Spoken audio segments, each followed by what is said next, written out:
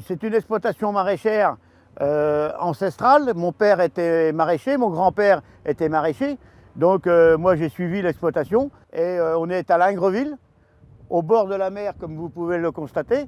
Et c'est une terre qui se porte bien aux légumes parce qu'on a un climat tempéré.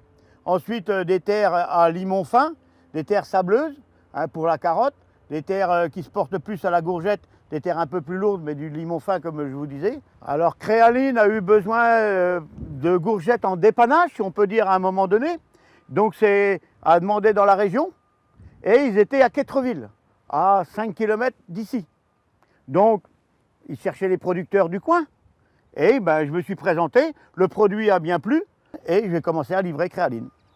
Donc la courgette est semée au mois de mars, sous bâche. La terre est préparée par du canadien et du labour.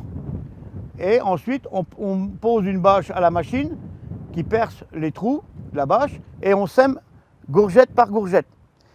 Elle n'a pas de traitement contre le puceron ou contre l'oïdium.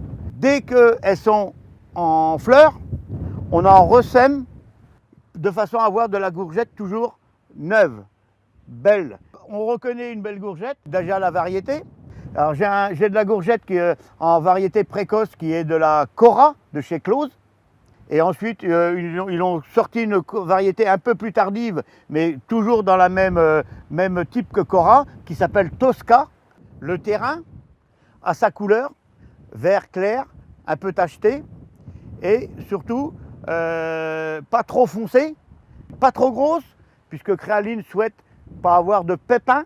Et une trop grosse courgette a de nombreux pépins qui créent des problèmes. Et puis au niveau du goût, c'est quand même trop mûr, quoi.